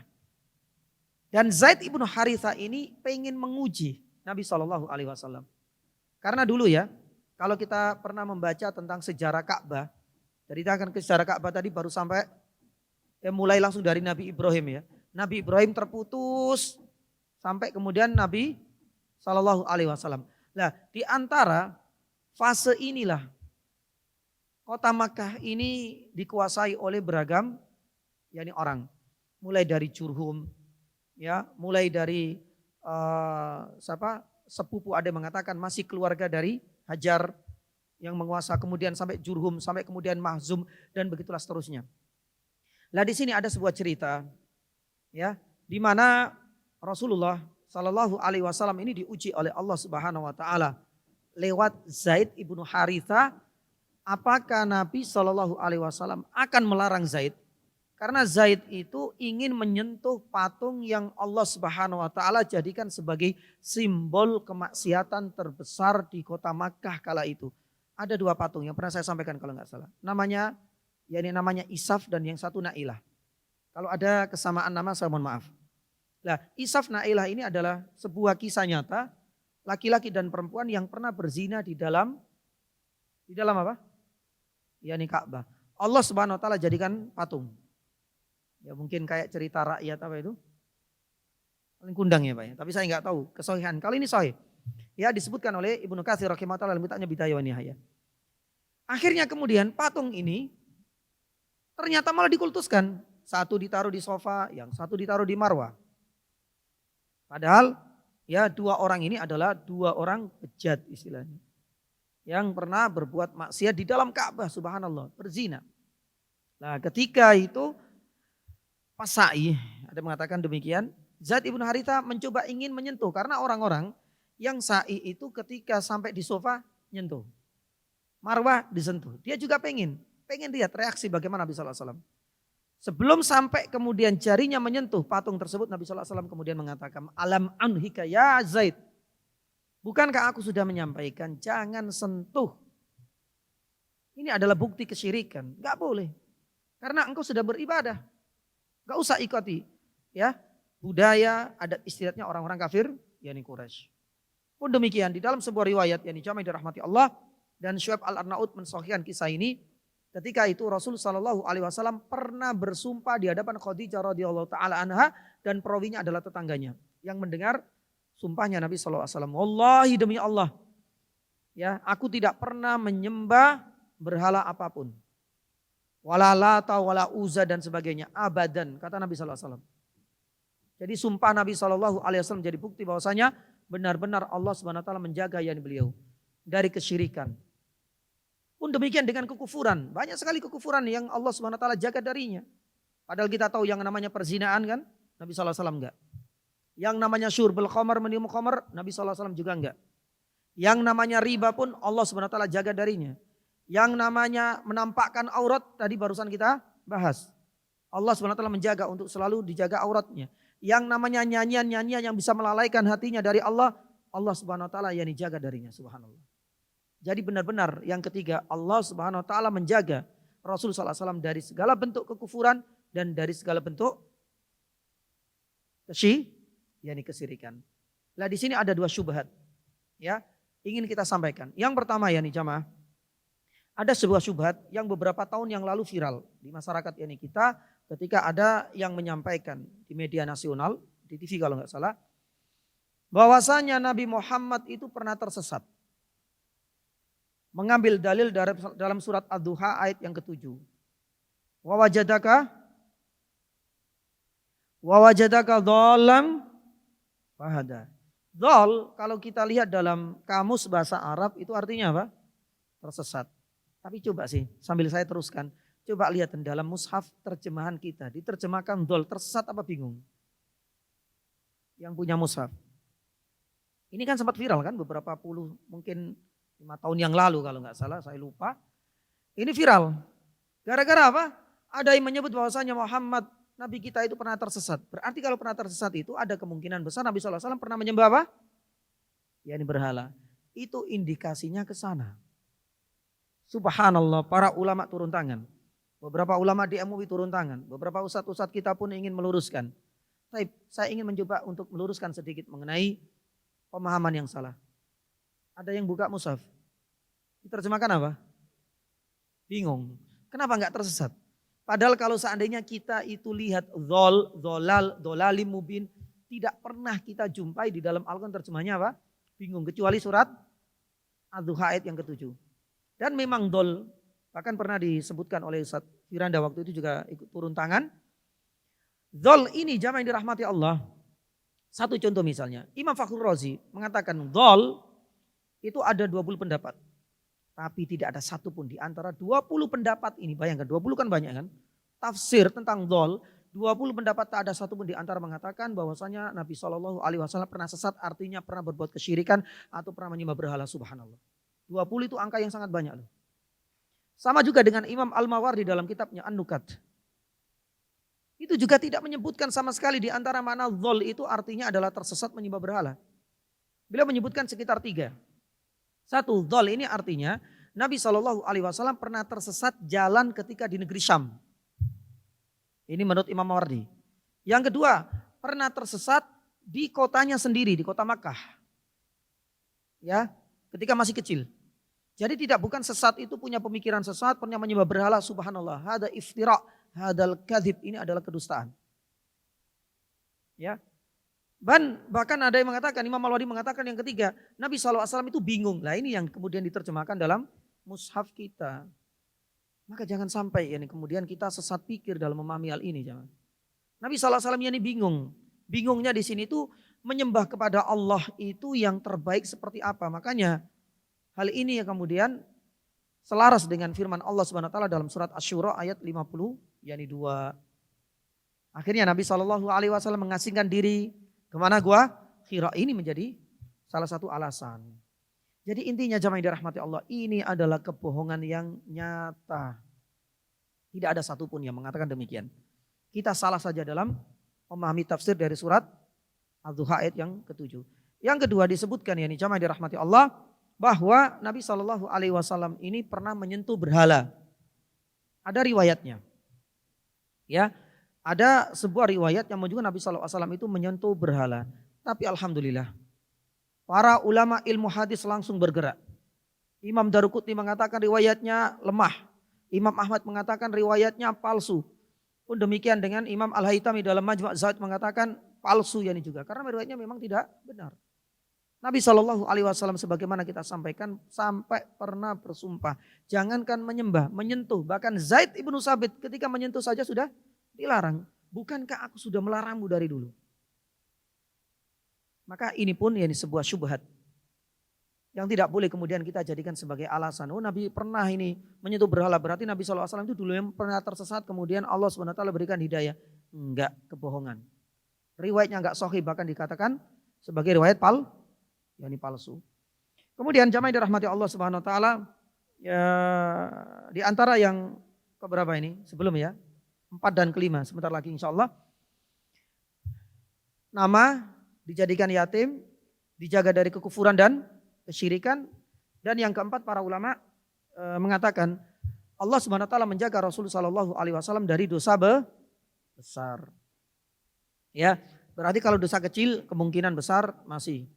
Dan ini sudah kita ulas yani dahulu. Kalau dosa besar kata Syekhul Islam Taimiyah ini unik. Ya, semua ulama ilmu hadis, ilmu fikih, sampai orang-orang Asy'ariyah, sampai orang-orang ahli filsafat itu mereka sepakat Nabi SAW mustahil terjerumus ke dalam dosa besar. Ini beda dengan orang-orang siapa? Mu'tazilah. Kalau orang-orang Mu'tazilah itu seperti representasi sekarang itu adalah orang-orang liberal. Mengatakan Muhammad itu manusia biasa seperti kita. Kalau kita itu pernah dosa kecil ya Nabi SAW pernah. Kalau kita pernah terjun dalam dosa besar ya Nabi SAW juga bisa mungkin terjadi pada diri beliau. Tapi para ulama tidak. Dosa besar Allah Subhanahu wa taala jaga darinya. Ya, beda lagi dengan orang-orang Syiah Rafidah. Orang-orang Rafidah malah enggak memposisikan Nabi SAW seperti malaikat. Enggak ada yang namanya dosa besar dan dosa kecil pada diri Nabi SAW. Tapi Ahlussunnah wal Jamaah mengatakan dosa besar mustahil. Kalau dosa kecil masih memungkinkan. Tapi sudah kita sampaikan dahulu ya. Salah satunya kan kesalahan Nabi SAW itu dalam hal apa? Memperlakukan tawanan perang Badar. Akhirnya ditegur oleh Allah.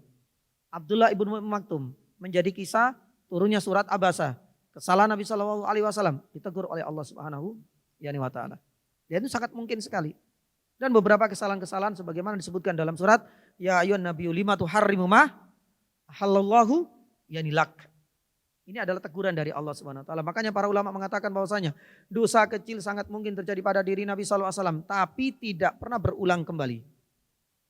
Tidak dengan kita dosa kecil berkali-kali apa cuma sekali tok kemudian kita enggak bernostalgia lagi, berulang kali. Nabi SAW enggak. Yang kedua, ya, ketika sudah tidak berulang lagi, Allah Subhanahu wa taala langsung kemudian mengambil tindakan, menegur, tidak membiarkan. Ya. Yang berikutnya Nabi SAW tidak berarti pernah berbuat dosa kecil bisa mengurangi keluhuran akhlaknya, tidak. Karena sebagian ulama mengatakan kesalahan Nabi SAW itu dosa kecil ini dikarenakan salahnya ijtihad yakni beliau. Tidak dengan kita. Dosa kecil kita itu lebih banyak dikarenakan faktor hawa nafsu. Nabi SAW kesalahan ijtihad. Sebagaimana yang terjadi pada Abdullah ibnu Ummi Maktum. Yang keempat, meskipun Nabi SAW pernah terjun dalam dosa kecil ini tidak membatalkan statusnya sebagai seorang utusan. Ya, beda dengan orang-orang Khawarij. Sekali berbuat dosa besar, statusnya langsung jadi kafir. Ini enggak ada yang mengatakan demikian. Pernah dosa kecil Nabi, berarti sudah enggak jadi Nabi, enggak ada istilah seperti itu. Yang terakhir, hikmah yang paling berharga dan ini untuk umatnya, untuk kita semua. Nabi SAW terjebak dalam dosa kecil ini agar kita itu bisa meneladani beliau bagaimana sikap seandainya kita umatnya juga terjerumus ke dalam dosa yang sama. Makanya Nabi SAW selalu mengajarkan kepada kita untuk banyak istighfar, untuk taubatan nasuha. Supaya nanti kita itu bisa mencontoh dan meladani cara Nabi SAW ketika kita berdosa. Sama juga ketika Allah Subhanahu Wa Taala menjadikan Nabi SAW pernah lupa dalam sholatnya. Apa hikmahnya? Agar kita nanti bisa meneladani Nabi SAW ketika kita lupa bagaimana sih caranya. Salah satunya dengan adanya syariat sujud, yani sahwi dan banyak. Ya, nah ini adalah di antara yang keempat. Adapun yang terakhir, yani jamaah yang dirahmati Allah Subhanahu Wa Taala, ya. Di antara yang kelima masih banyak, tapi kita cukup sampai yang kelima saja. Di antara bentuk penjagaan yang terbesar Allah Subhanahu Wa Taala kepada Nabi Sallallahu Alaihi Wasallam itu adalah dijaga dari kedustaan. Ya, baik dalam omongan setiap harinya maupun ketika beliau menyampaikan wahyu lebih-lebih. Baik ketika beliau masih kecil maupun ketika Rasulullah SAW yani sudah dewasa. Subhanallah ya, nggak pernah berdusta. Ya, ini ajib ya mungkin. Makanya Al-Amin itu melekat pada diri Nabi SAW. Subhanallah, semenjak kecil sampai dewasa. Baik sebelum Nabi SAW menjadi seorang utusan sampai setelah yani utusan Nabi SAW dijaga dari kedustaan. Dan ini disepakati oleh para yani ulama. Allahu Ta'ala yani a'lam yani biswab. Ya mudah-mudahan ya ini sebagai penutup yani dari bab yang pertama dan nanti bisa direview yani kembali, mungkin bisa diulas dari dulu ya, kira-kira apa saja ya bentuk-bentuk penjagaan Allah Subhanahu Wa Taala kepada Rasul Sallallahu Alaihi Wasallam. Insyaallah itu kalau seandainya kita istihad yani sendiri, bukan istihad ya, artinya kita istiqra mencari dari catatannya sudah tebel ya Pak ya. Bab pertama sudah berapa lembar Pak? Sudah banyak Pak ya. Nah coba nanti dicari, dimurojaai, pasti nanti akan ketemu beberapa bentuk-bentuk penjagaan sebagaimana atau selain 5 ya tadi saya sebutkan, selain 5 yang sudah kami sampaikan. Dan mudah-mudahan ada faedahnya dan sekali lagi ya ini menjadi momen terakhir dengan semakin viralnya Nabi Shallallahu Alaihi Wasallam namanya, inilah menjadi pertanda dekatnya Nabi Shallallahu Alaihi Wasallam ya untuk segera menyampaikan wahyu kepada Allah. Jadi memang runtutannya ini Nabi Shallallahu Alaihi Wasallam ini subhanallah, skenarionya Allah Subhanahu Wa Taala indah banget gitu. Ya diviralkan namanya dulu, baru kemudian Nabi Shallallahu Alaihi Wasallam itu nanti akan berdakwah. Lah efek dakwah inilah yang akan viral juga ketika di Bai'ul Aqobah nanti Mas Ian. Namanya Nabi Shallallahu Alaihi Wasallam sudah mulai viral sampai ke kota Madinah. Padahal Madinah kala itu menjadi ya negeri yang masih asing bagi Nabi Shallallahu Alaihi Wasallam. Tapi kelak disitulah Nabi Shallallahu Alaihi Wasallam menjadikan sebagai base camp kedua, Islamic center kedua. Setelah di rumahnya Al-Arqam ibnu Abil Arqam ini sudah tidak layak lagi, ya karena senternya ini sudah diketahui oleh orang-orang kafir Quraisy, harus cari base camp yang lain. Taif ternyata gagal total. Akhirnya kemudian apa? Madinah itulah yang akan menjadi yang pusat peradaban sebagai Islamic center, yang itulah di situ Nabi SAW kelak akan hijrah ke sana. Allahu ta'ala alam bisawab. Kalau ada pertanyaan monggo dipersilakan. Atau mungkin barangkali ada pengumuman dari panitia. Monggo.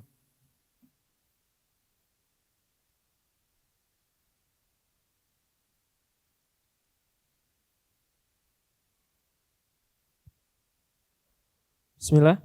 Seperti yang kami informasikan di sesi istirahat tadi, yakni untuk selanjutnya sesi kuis yang mana akan ada 10 soal yang kami bacakan soalnya dan kemudian teknisnya dari para jamaah sekalian tinggal contreng benar atau salah dari soal yang kami sampaikan. Untuk tim akhwat, apa sudah dibagikan semua? Untuk bapak-bapak sudah semua nggih? Sudah dapat lembar jawabnya nggih? Untuk tim akhwat,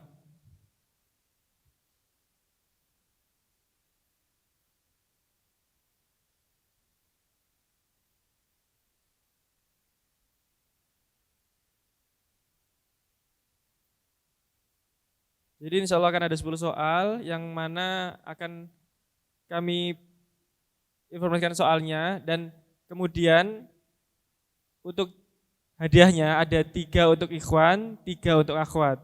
Jadi para jamaah nanti setelah menjawab pertanyaannya nanti dibagikan, kita koreksi bersama-sama dan nanti kalau misal yang dapat nilai 100 lebih dari 3, nanti akan ada, mohon izin Ustaz, soal pamungkas Ustaz. 3 ikhwan, 3 akhwat. Lagi nyari ini. Siap Ustaz, Masya Allah. Mudah-mudahan enggak sampai. Untuk ibu-ibu sudah nggih?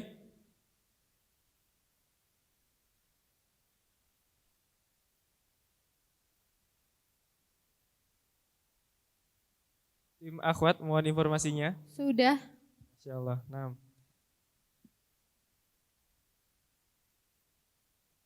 Kami bacakan untuk soalnya. Soal nomor pertama. Yang membangun pertama kali Ka'bah adalah malaikat. Benar atau salah? Kami ulangi soal pertama. Yang membangun pertama kali Ka'bah adalah malaikat. Benar atau salah? Soal nomor 2. Ka'bah di masa Abdullah bin Az-Zubair radhiyallahu anhuma tidak memiliki Hijr Ismail. Benar atau salah? Kami ulangi. Ka'bah di masa Abdullah bin Az-Zubair radhiyallahu anhuma tidak memiliki Hijr Ismail. Benar atau salah? Soal nomor 3. Ka'bah di masa Nabi Ibrahim alaihissalam tidak memiliki atap. Benar atau salah? Kami ulangi. Soal nomor 3. Ka'bah di masa Nabi Ibrahim alaihissalam tidak memiliki atap. Benar atau salah? Soal selanjutnya nomor 4. Dalam renovasi Ka'bah, aurat Nabi SAW sempat terlihat. Benar atau salah? Soal nomor 4. Dalam renovasi Ka'bah, aurat Nabi SAW sempat terlihat. Benar atau salah? Soal nomor 5. Di masa Nabi SAW, renovasi Ka'bah hanya menerima donasi dari harta yang halal. Benar atau salah? Kami ulangi. Di masa Nabi SAW, renovasi Ka'bah hanya menerima donasi dari harta yang halal. Benar atau salah? Soal nomor 6. Yang memberikan nama Muhammad kepada Nabi SAW adalah ibunya. Benar atau salah? Soal nomor 7. Nabi SAW pernah menyembah berhala di waktu kecil. Benar atau salah? Soal selanjutnya nomor 8. Nabi SAW tidak pernah berbuat dosa besar. Benar atau salah? Soal nomor 9. Nabi SAW membantu pamannya Al-Abbas dalam proses renovasi Ka'bah. Benar atau salah? Soal terakhir nomor 10. Keluhuran akhlak adalah modal utama dalam berdakwah di jalan Allah Ta'ala. Benar atau salah? Jika sudah mengisi semuanya, mohon izin Bapak bisa digeser ke teman saudaranya kanan atau kiri. Kita koreksi bersama-sama.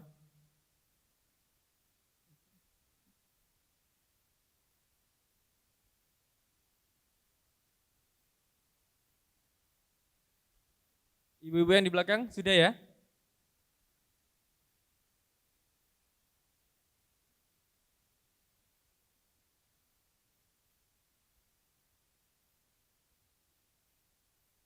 Bapak, sudah semua? Sudah ditukar soal jawabnya?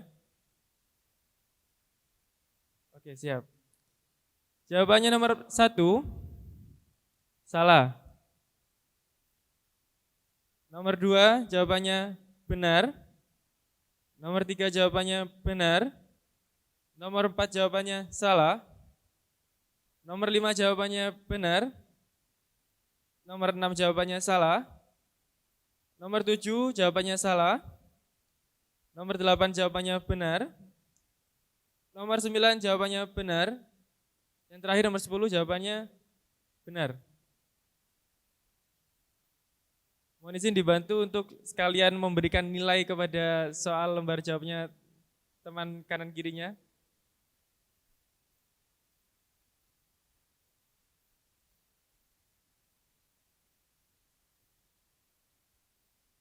Salah 2 berarti 80 Pak. J. Kalau betul semua nggih 100. Ibu-ibu yang di belakang sudah nggih?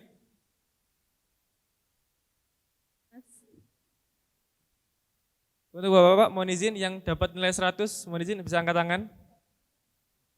Banyak. Berapa? Itu. Ada 4 untuk Bapak-bapak. Nggih. Untuk ibu-ibu ada berapa? Mohon izin. Tim. Tidak ada ini Mas yang 10. Oh Masya Allah. Berarti Bapak.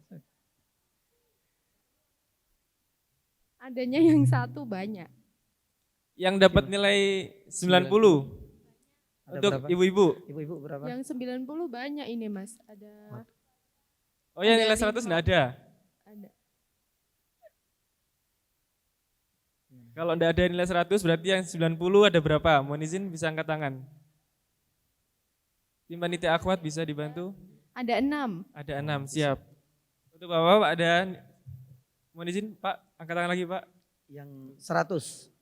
Yang 100, Yang 100. Berapa? 6. Ada lebih dari 3 Ustaz.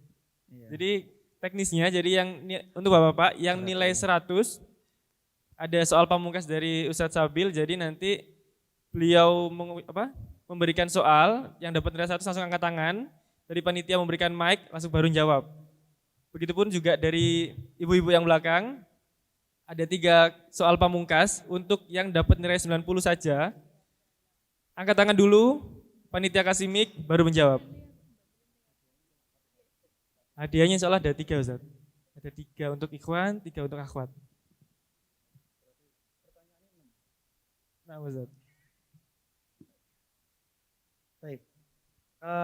Untuk bapak-bapak ya, khusus untuk berapa tadi?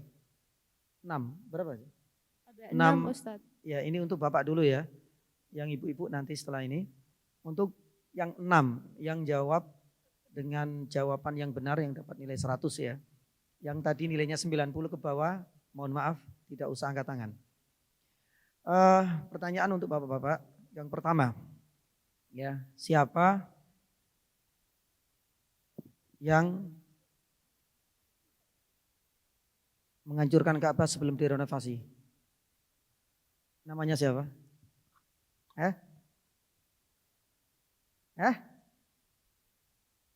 Al-Walid bin Al-Mughirah. Al-Walid bin Mughirah. Taib, jazakallah khairah. Masya Allah, Masya Allah. Taib, untuk ibu-ibu, ya mungkin enggak berat, tapi mudah-mudahan tadi sedikit nyambung. Ya mudah-mudahan enggak ngantuk, tapi agak susah tadi ya. Gimana lagi nih? Saya harus ajukan ini, susah. Harus nambah 6 pertanyaan lagi. Pertanyaan untuk ibu-ibu bagi yang 6 menjawab 90 tadi ya. Pertanyaannya sebutkan satu saja. Satu saja. Nama Muhammad sebelum Rasul SAW. Minimal namanya dia dengan nama bapaknya. Satu saja. Muhammad bin siapa? Angkat tangan dulu ya. Dari 6 ibu-ibu dulu. Ibu-ibu. Ini Iya Ustadz, Ada. Assalamualaikum warahmatullahi wabarakatuh. Namanya Rasulullah SAW sebelum, gimana Ustadz pertanyaannya ulang Ustadz? nama Iya. yang sudah dipakai oleh orang lain sebelum Rasul SAW. Oh, Sebutkan Muhammad bin siapa. Yang Oh, saya ada. minta cuma bapaknya. Satu saja. bapaknya. Jadi Sebentar. Muhammad bin siapa? Kalau Rasul SAW Muhammad ibnu Abdullah. Iya. Lalu, Ada enggak? Angkat tangan dulu. sudah saya angkat tangan, sudah saya pegang mic-nya. Oh berarti Sebentar, jenengan Ustadz. ya? Oh, Iya. Tak kira panitianya. Lali-lali eling, saya Ustadz. Tak kira panitianya. Ngapunten. Monggo dijawab satu saja. Sebentar Ustadz, hilang ya Ustadz. Hilang. Lupa Ustadz. Enggak saya catat. Ada banyak. Ada enggak? Barangkali tadi. Ini sudah sebenarnya review ya.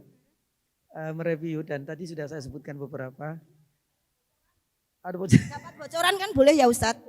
Ya enggak apa-apa. Muhammad bin Maslamah. Ah, taib jazakillah. Masya Allah, jazakillah khair ya dulurku. Masya Allah Ustaz. Jangan Ustaz. Muhammad bin Maslamah Al-Ansori ya dari dan itu yang akan masuk Islam satu-satunya. Taib. Pertanyaan ke Bapak lagi. Berat ini. Ya salam. Sebutkan ya satu nama saja dari 2 nama. Ya sebutkan satu dari 2 nama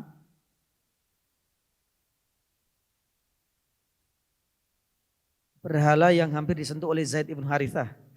Iya, satu saja. Kan ada dua. Syukron. Bismillah. Nailah. Nailah, ya. Yang perempuan Nailah, yang laki-laki Isaf. Ya, kalau ada kesamaan nama saya mohon maaf lah ya. Ya ini cuma sekedar kesamaan ya ini saja. Jazakallah khair. Kemudian ke perempuan lagi ya ibu-ibu ya. Khusus untuk sisa dari yang tadi ya, yang belum bisa jawab. Yang jawab 90. Berat ini. Angkat tangan nanti ya.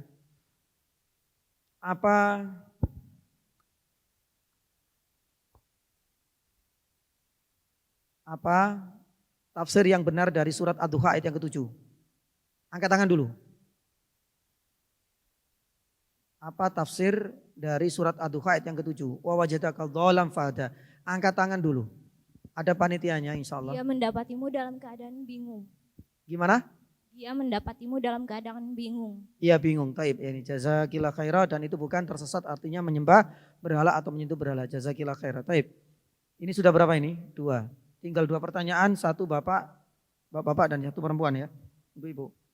Pertanyaan untuk bapak-bapak. Ya. Aduh. Gimana ya Mas? Sebutkan untuk bapak-bapak ya, sisa dari yang belum jawab. Yang dapat nilai 100. Sisa yang belum jawab. Sebutkan 2 penjagaan Allah kepada Rasulullah SAW. 2 saja. Jadi monggo.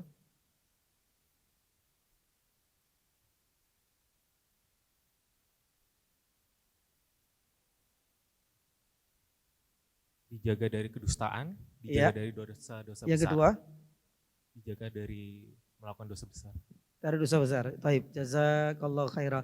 Untuk ibu paling akhir ya, nggak boleh jawab sebelum angkat tangan. Sisa dari yang tadi kan ada 6 orang yang sudah dapat 2 hadiah, 2 yang bisa jawab. Berarti sisa 4.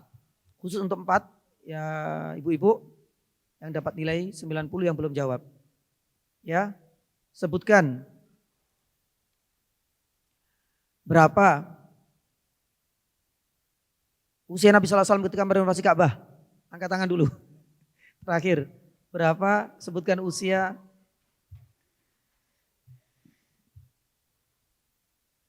Ketika merenovasi Ka'bah tadi. Usianya berapa? 35 tahun. Taib, jazakillah khair, alhamdulillah tuntas ya Nijwa. Ya pertemuan Yani hari ini dan insya Allah pada pertemuan berikutnya Agustus berarti September kalau nggak ada udur ya. Ya kita akan lanjutkan bab baru. Bab baru ini adalah proses kholwatnya Nabi. Nabi SAW sudah mulai agak sedikit menjauh. Ya untuk berkholwat. Bukan berkholwat dengan wanita yang lain, enggak. Tapi kholwatnya Nabi SAW adalah untuk tujuan ibadah. Ya pun demikian nanti kita akan masuk ke permulaan wahyu. Dan ini pembahasan yang sangat panjang. Ada kemungkinan mau tidak mau kita akan bagi menjadi 2 pertemuan. Artinya bulan berikutnya lagi insya Allah. Mungkin September, Oktober nanti kita akan bagi permulaan Nabi SAW menerima wahyu. Karena banyak sekali syubhat. Termasuk kholwat ini juga tidak luput dari syubhat. Karena kholwatnya Nabi SAW itu ada yang dipercayai bagian dari Nabi SAW mencari wangsit. Ya, sebagaimana yang dikatakan oleh Ibnu Sina, dikatakan oleh ya, Ibnu Sabit Al-Maghribi, sebagaimana dikatakan oleh Sahrurudi. Ya bagaimana bantahannya nanti kita akan sampaikan. Ya semoga Allah Subhanahu Wa Taala berikan istiqomah ya di atas ketaatan untuk kita semua dan semoga Allah Subhanahu Wa Taala pertemukan kita di lain kesempatan insyaallah untuk membahas bab yani baru kholwat dan ubudiyah Nabi SAW sebelum mendapatkan yani wahyu. Subhanallah asyhadu an la ilaha illa anta astaghfiruka wa atubu ilaik. Wa sallallahu ala nabiyyina Muhammadin wa ala alihi washabihi wasallam. Wassalamualaikum warahmatullahi wabarakatuh.